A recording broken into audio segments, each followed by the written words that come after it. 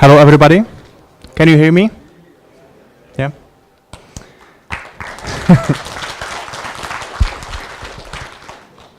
Okay, so I'll be talking about Kotlin today. Who is Android developer in the audience? Raise your hands. All of you, almost. Great. So this is mainly for Android developers. And who already tried Kotlin? Okay, less people, but quite a lot. So this talk is more introductory about Kotlin, but I will also show some more advanced tricks for converting Java code to Kotlin. So this talk is 100% live coding. I don't have any slides, and instead of slides, I have this app, which is now in Java, and at the end of the talk, it will be in Kotlin. So this app just shows some information about the speaker.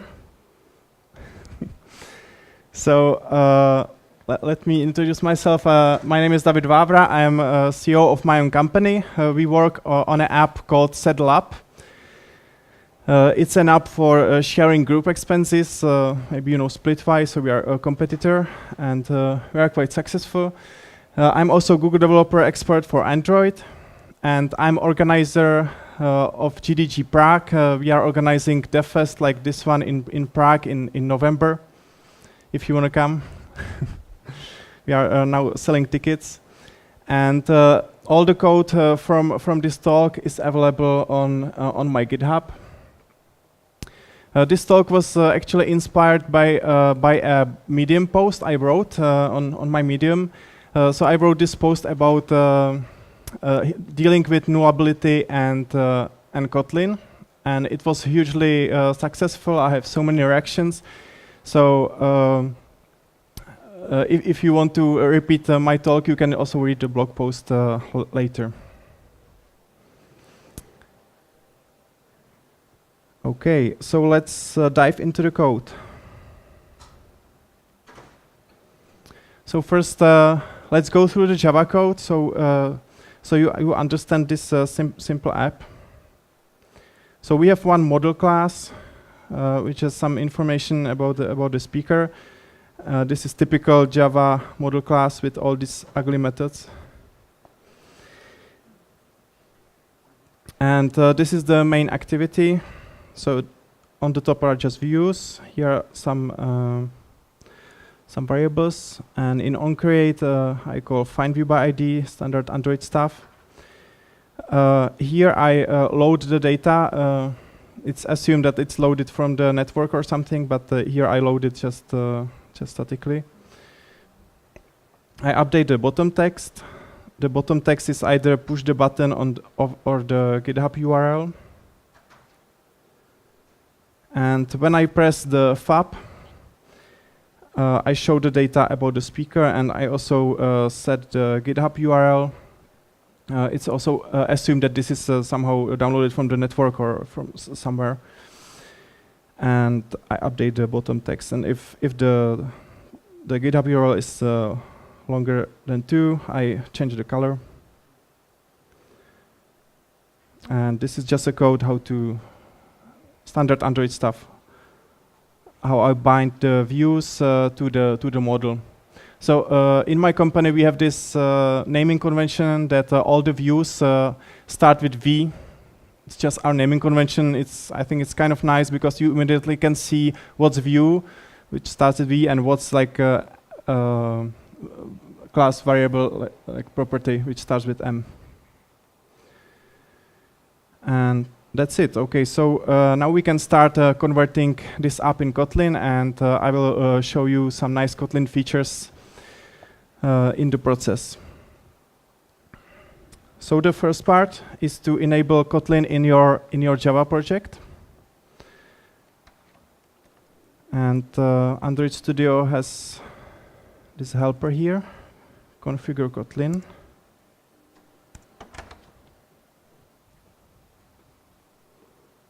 And it automatically updates this Gradle file, so it will apply this plugin. It will add a dependency here. Also here.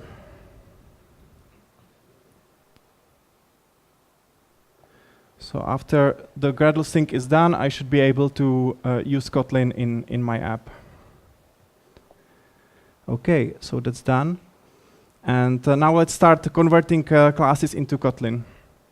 So when you are doing this, I recommend doing this class by class. Don't convert everything at once. It would be too overwhelming, and like there could be some bugs. But when I do this, I do it class by class, and Kotlin is great because you can mix Java and Kotlin in the same project. It really works nicely together. I will show you. So you can easily migrate just half of the classes or just one screen or new feature in Kotlin, and the rest of the app can stay in Java. So let's convert this this model class.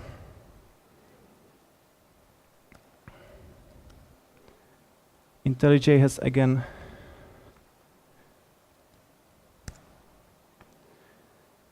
nice feature for this.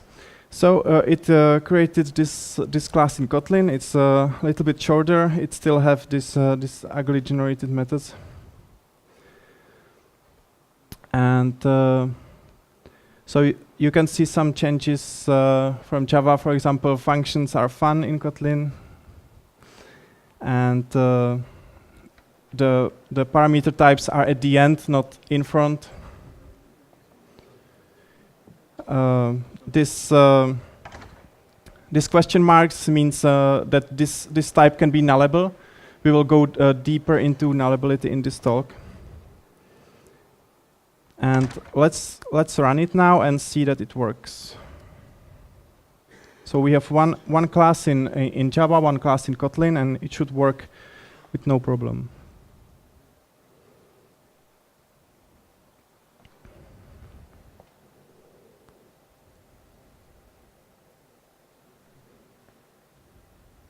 Yeah, so it all works. So we can further simplify this class. It's in Kotlin, but it's still not very nice. So Kotlin has this feature called data classes. If I annotate class data, it will, in compile time, generate all this equals hashcode to string. So we can actually delete this.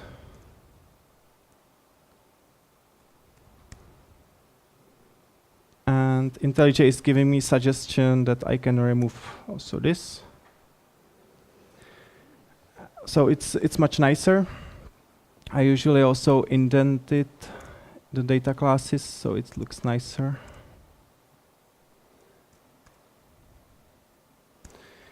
And first thing about nullability, you should really define your models, what can be null and what not. And if you for example, here I will define that this name will always be non-null.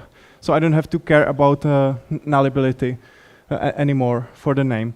But for the titles, Twitter and Medium, let's say it could be null. It will come from the network, for example, and it could be null. So we will be handling the null cases there.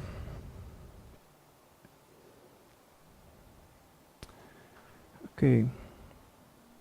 So now the main part, let's convert this main activity into Kotlin as well.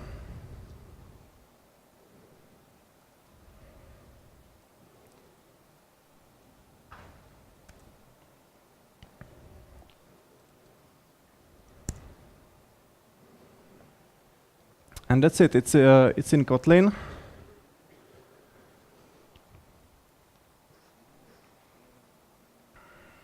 And it's still in Kotlin, but it still looks like Java a lot. And you can see this double exclamation marks. It's everywhere.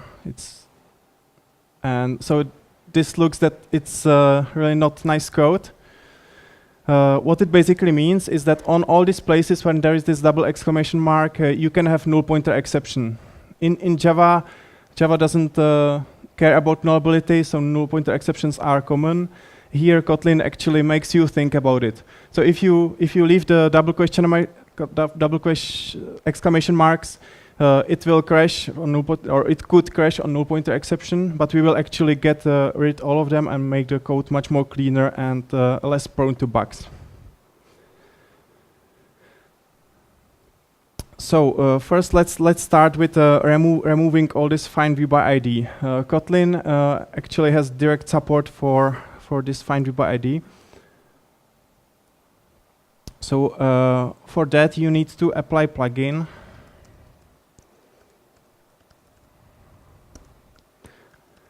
Called Kotlin Android extensions.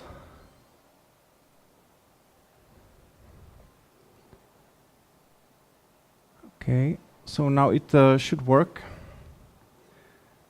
We can actually remove all of this.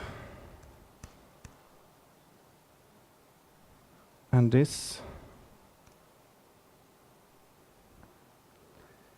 And now it should give me import. So the plugin automatically creates this this import, this Kotlin X synthetic, and if I import it, it should all work. And now, when we know these views will be there, we can actually remove all these double exclamation marks from the views. So let's do that.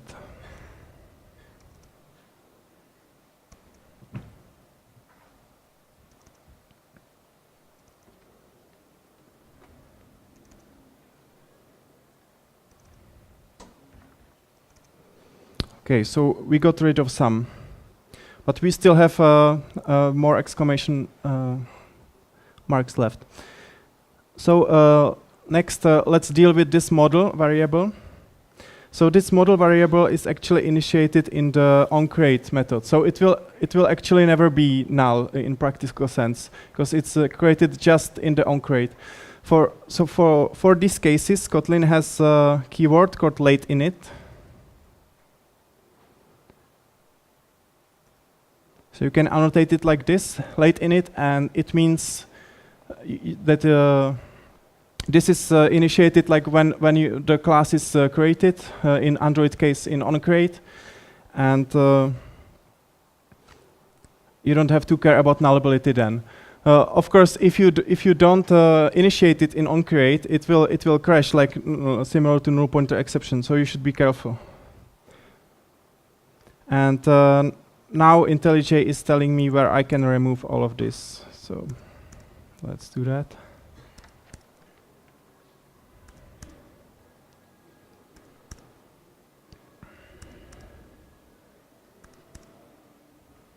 Okay. So that's late init.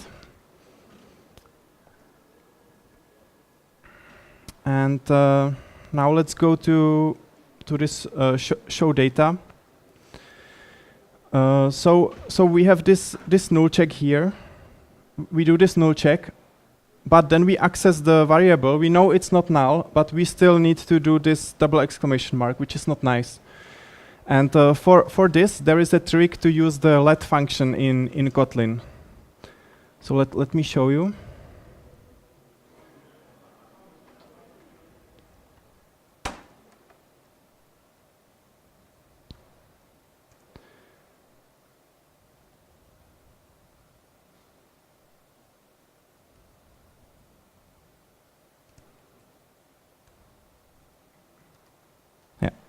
So we can use this let functions. It acts like a null check because this question mark means that this method will be called only if it's not null. So if it's not null, the let function will be called, and inside the let function in the lambda, we can use it keyword, and it's guaranteed that the it will not be null. Okay, so this is the let function. And here below, we have more complex use case of the same problem. We are also, here we want to show the Twitter and Medium only if both are not null. And we cannot use let function for this because let function is just for one null check. So what if we want to do complex case like this, like two null checks at once? So for that, you should write your own function similar to let. The let function is open source, you can look at it. But here we will write our own function. So let's say it should look like this, if not null. we will put these 2 parameters, and here in the lambda,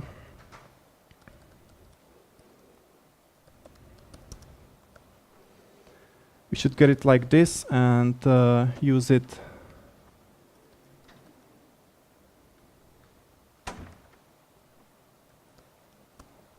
Use it like this. So it will be a very nice API. So now let's create this this function.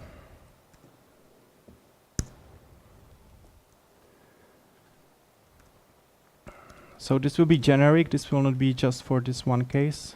So let's say first, second. And now the third parameter will be the lambda.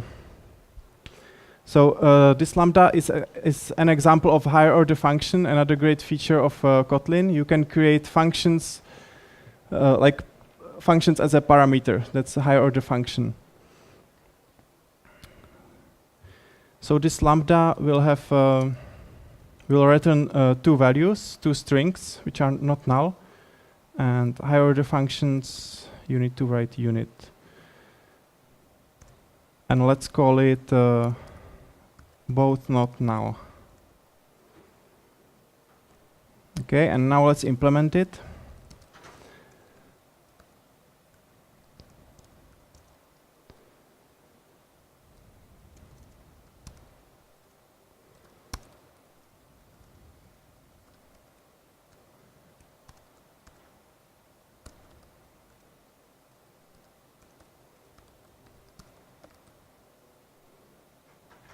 Okay, so this should be fine. There are no errors here. So you can create functions like that which help you. But this is generic function. It's not really tied with main activity. We can use it somewhere else. So I usually put it to a different file. So let's do that. I usually call it extensions.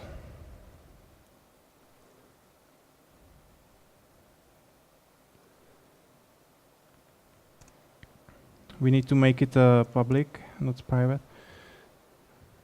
So yeah, this should work. Okay, do we have some double exclamation left? Yeah, here. So so this variable mGithub URL is different from the model. We cannot make it late in it because in the beginning it's actually null. It's actually null. And we call this method update button text.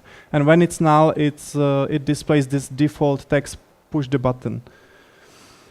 And Kotlin has a really nice feature called Elvis operator. And this is a great fit for this use case. So instead of these 4 lines, we can write just 1.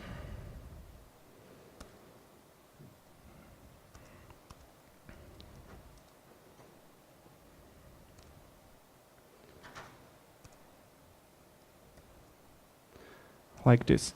So what the Elvis operator does is that if the first value is null, it will return the default value.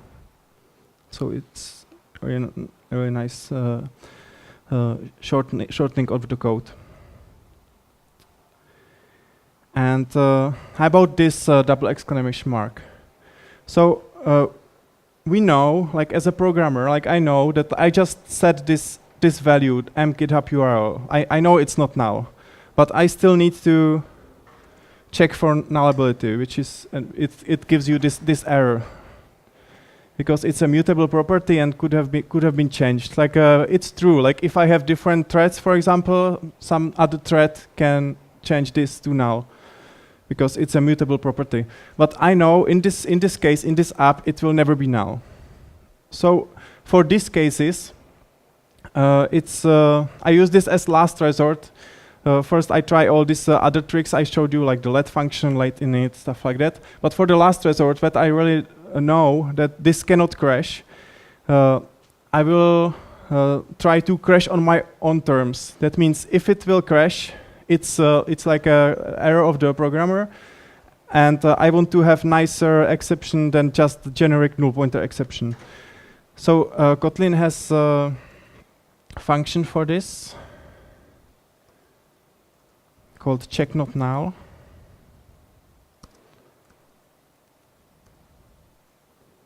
So it will check that this is not null, and if it's null, it will throw an exception with this message. So here I can write something like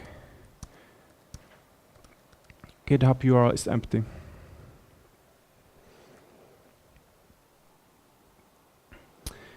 Okay, so I think we don't have any double exclamation marks left. Let's run it and see if it works.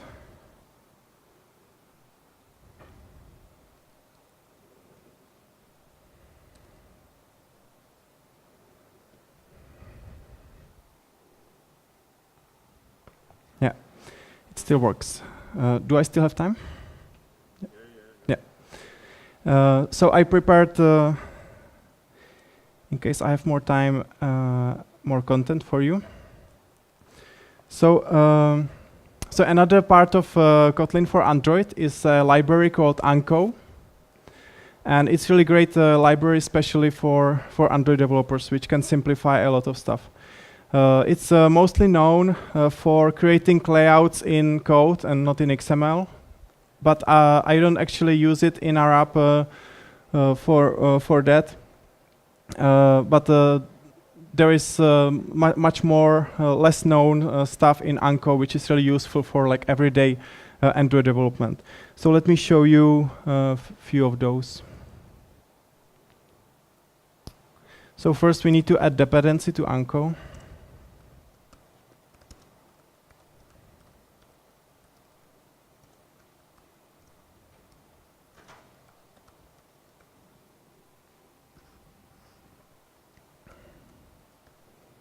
The latest version, I think.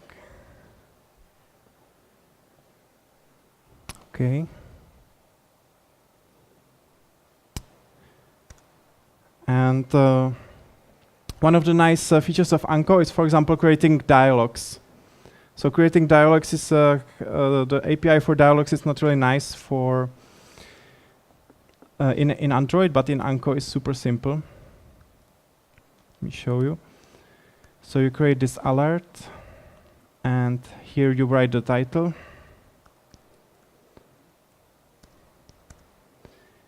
And in this nice declarative way, you can build alerts. So for example, positive button. This lambda will be called when the positive button is clicked.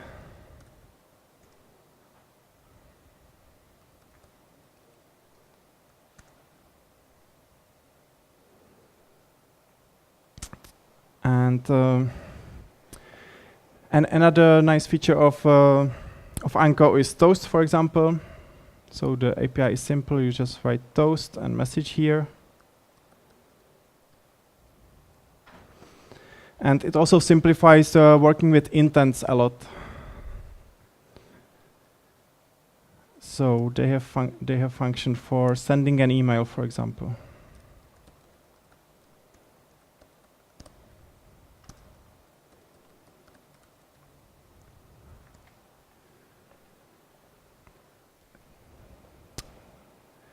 Okay, so let's try to run it.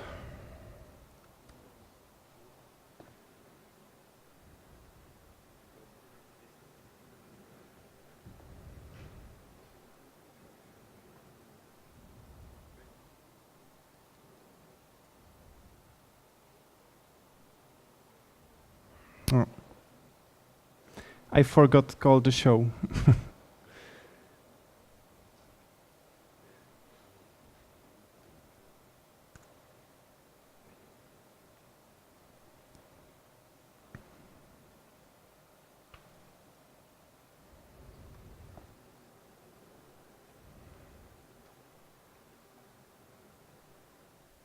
Yeah, so it creates dialogue like this. It shows toast. And here's launches intent. And there are much more intents for common tasks, which is really handy.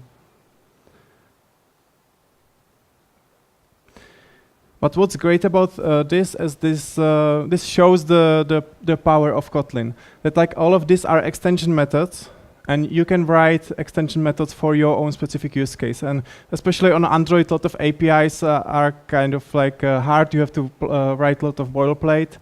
And with extension methods, you can really simplify this. So this is all open source. I can click to the implementation, and you will see that it just uses some Android APIs under the hood. And it's extending context. So you can use this everywhere where there is context, so like activity fragment and so on. So when we are talking about extension methods, let's write our own. So if you don't like some Android API, you can fix it.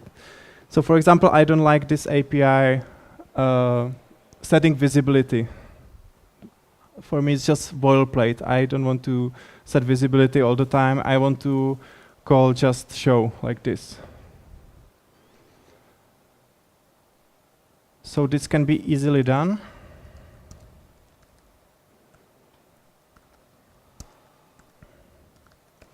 So inside extension methods, you can access this, what you are extending.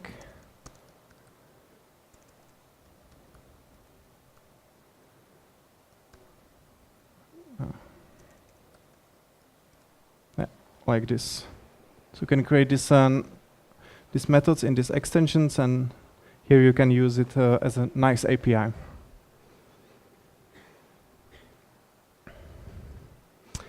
And last thing I want to show you from Anko is logging.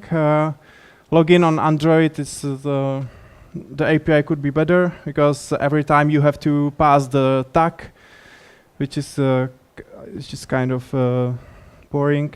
So Anko has this Anko logger.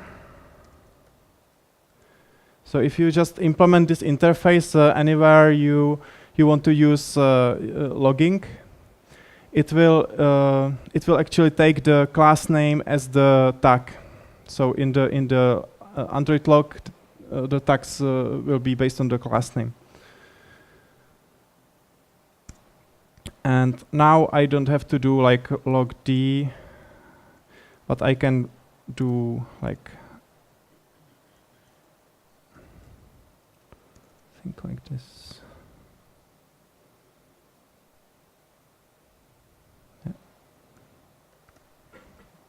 Yeah, so I can do debug, info,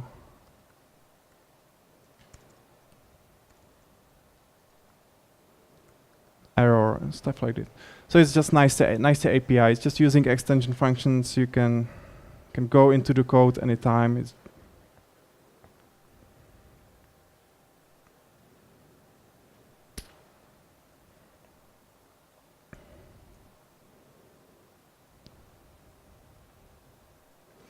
Okay, so that's all from my live coding. And now if you have some questions, we are using Kotlin a year and a half already in SettlUp. We rewrote it from scratch. It used to be Java, now it's 100% Kotlin, and it's in production.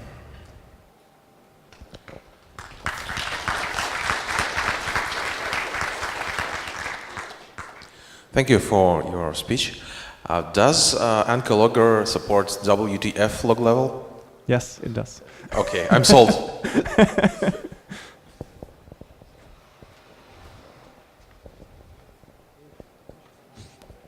Hello, thank you for presentation. Do you have any restrictions of using extension functions? Because it's sometimes a lot of garbage and namespace, and a new developer should learn all that stuff that was done by previous developers. Can you share your experience? Yes, so we try to put all the extension functions which are global into separate package. So they are in one package in the project, so you can easily go through all of them. And if there are some extension functions which are specific to just one class, we keep them in that one class. So that's how we do it.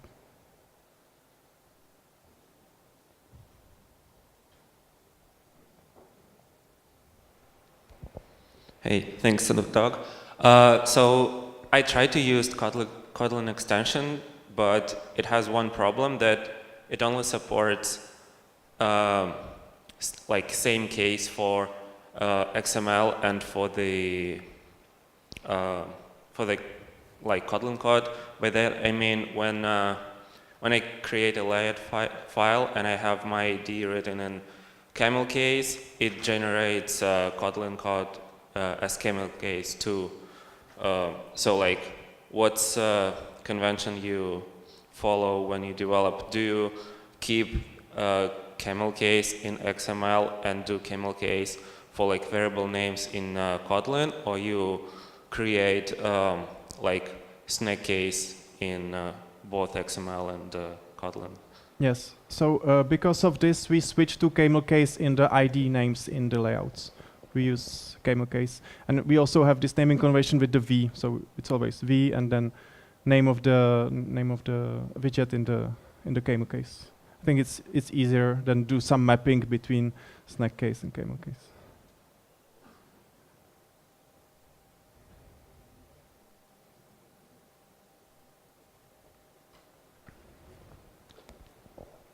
Thanks for presentation.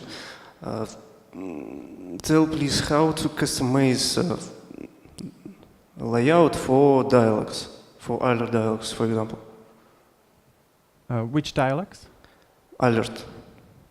So Anko has support for more dialogues than alert dialogue. I think progress dialogue and few more.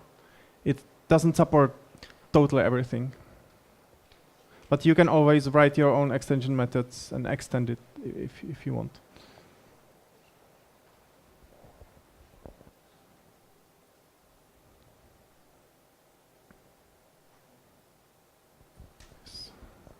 Hi, thanks for this speech. Kotlin is nice, pretty, and so on. What you don't like in Kotlin? Okay, so not much, but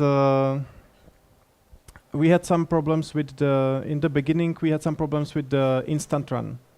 Like instant run was this like alpha feature, and it worked better with Java project. Kotlin, so we had to disable instant run, but right now it got more stable and it works even in Kotlin, and it's quite nice. Like JetBrains is really trying hard to match what Google is creating. Like when Google creates some new features to Android Studio, JetBrains teams is always catching up like really fast. Like even if it's in alpha, they are already working on it, and now it's I think even they are collaborating even closer because now Kotlin is official language. But it was really good even before they became official language, so no problems there. Like we are using many Java libraries, even complex stuff like APT, like code generation, and we didn't have many issues. Like it's really it really fits well in the Java world.